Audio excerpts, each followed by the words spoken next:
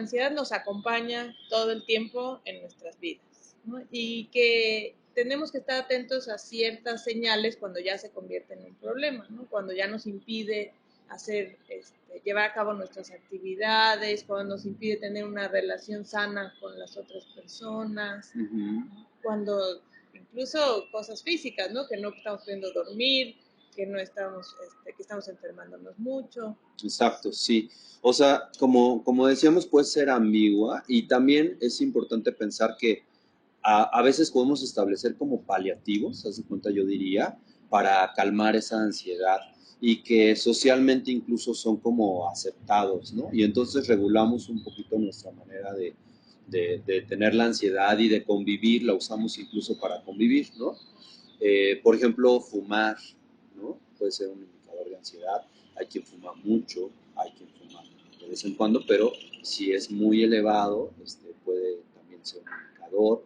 Como decíamos, comer puede ser un indicador. A veces el exceso de ejercicio, la necesidad de hacer muchísimo ejercicio, también puede ser un paliativo de la ansiedad. Hay veces que tiene un objetivo bien orientado, etcétera.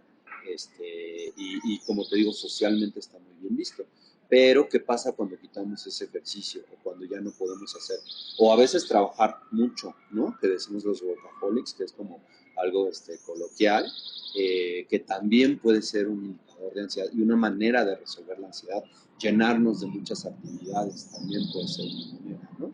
De resolverla. Y puede haber momentos en que la ansiedad, insisto, se presenta de manera quizá abrupta y que nos genera reacciones un poco como de supervivencia, ¿no? Donde nos ponemos muy nerviosos, las piernas se nos duermen o tiemblan, sudamos, en fin, tenemos reacciones como si tuviéramos que responder a algo muy grave, aunque no sucede en realidad en nuestro entorno. Entonces son diferentes maneras de expresar la ansiedad, ¿no? De pasar por la ansiedad. ¿Está mal querer resolver la ansiedad con estas cosas Uh-huh. o se debe hacer al mismo tiempo que otro tratamiento? Es súper buena pregunta porque es como un umbral, o sea, es como que viene o sea, cuando convivimos, como decíamos, yo me imagino que tú pensaste, entonces esa imaginación, cómo la adapto, ¿no? De qué manera respondo, y cuando rompe un poco, cuando me empiezo a sentir mal, es cuando pensamos que voy a necesitar ayuda, ¿no? Si a lo mejor fumo, pero me está haciendo daño, pues un poquito la medida es personal, ¿no? Es una manera en que se está resolviendo la ansiedad, pero que quizá ahí la decisión es qué tanto me apoyo en eso o qué tanto quiero dejar de fumar. Y a veces la gente deja de fumar, pero recurre a otro elemento, ¿no?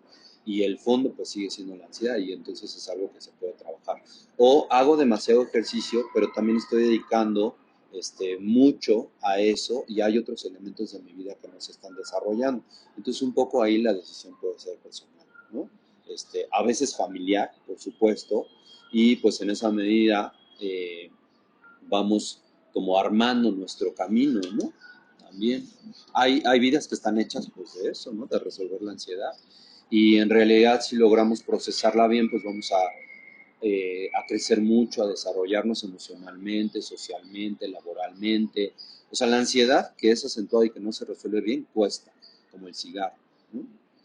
Ajá. Entonces es muy difícil diferenciar entre que sea por ansiedad o por otras situaciones que se está manifestando la necesidad de fumar, de comer o de hacer mucho ejercicio, de trabajar muchísimo. Uh-huh. ¿No? ¿Está complicado hacer ese diagnóstico o cómo funciona?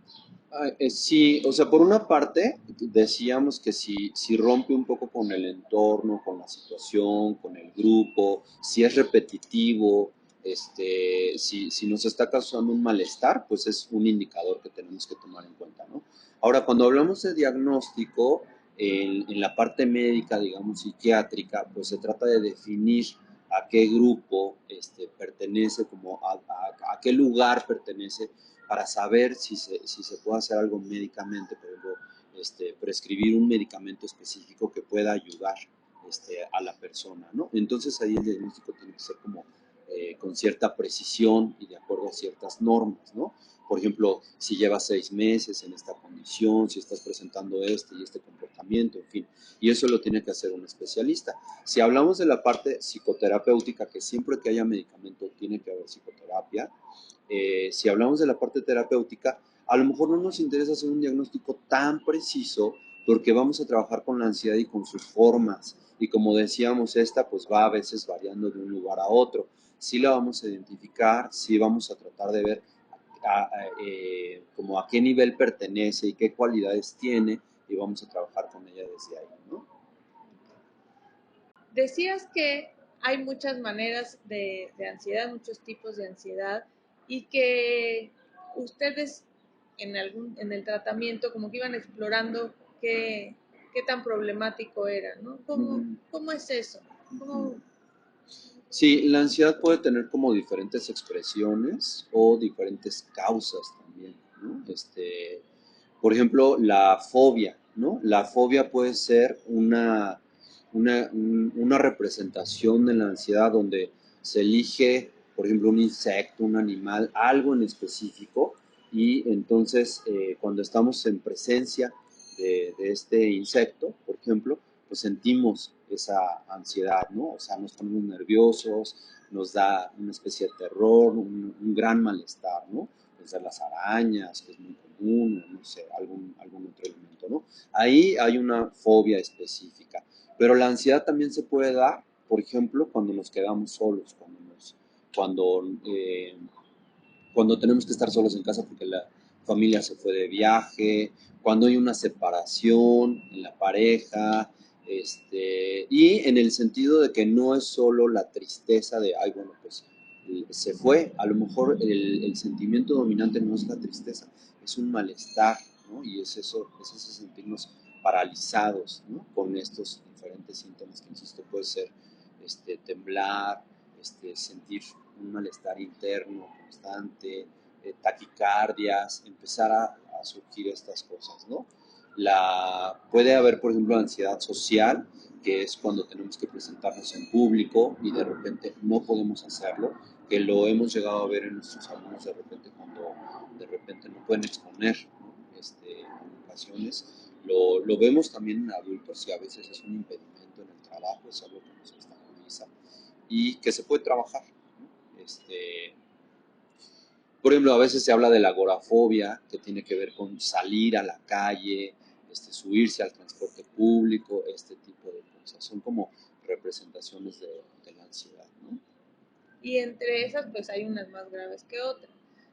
Sí, estas que te comento, se pueden trabajar como trastornos de la ansiedad y en la parte médica se trabajan así, pero cuando volvemos a esta parte que yo te decía como fundamental de la ansiedad, como esta ansiedad que todavía no toma mucha forma, podemos pensar que el abanico desde ahí se abre todavía más, implicaría quizás estos trastornos de la ansiedad y también estaría presente en muchos otros malestares psicológicos, ¿no? Desde la neurosis, hasta la psicosis y otros. ¿Y por qué a veces se complica? Sí, bueno, por una parte también decíamos que como para distinguir algunas posibilidades de la ansiedad, ¿no? Decíamos que puede presentarse de forma abrupta sin que encontremos muy bien un motivo, puede presentarse con contenidos del pensamiento, con una historia de qué me estoy imaginando, qué está pasando así, y también puede presentarse después de sucesos que vivimos, ¿no? De una situación real, ¿no? Donde hubo un trauma, básicamente, donde puede ser un asalto, puede ser una pelea, puede ser, en fin, diferentes situaciones traumáticas. Y entonces ahí, por ejemplo, hablamos de estrés postraumático, tal cual, ¿no? O sea, hay una situación real que nos afecta, nos provoca este estrés postraumático y quiere decir que después de tiempo seguimos teniendo reacciones de este tipo, ¿no? Esa es una parte. La otra que decíamos es que no corresponde quizá al contexto. Por ejemplo, en el estrés postraumático, pasada la situación, ya no corresponde al contexto que yo me sienta muy mal, ¿no?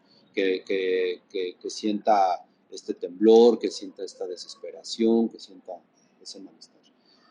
Eh, pero también puede ser que es un proceso interno, que no tuvo que ver con un trauma, sino que internamente y desde la fantasía me está provocando esta situación, ¿no? Es ahí cuando va tomando contenido esta ansiedad, ¿no?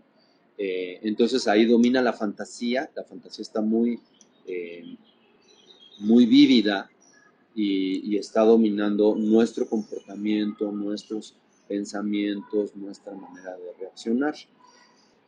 Ahora, en cualquiera de estos casos es importante los elementos con los que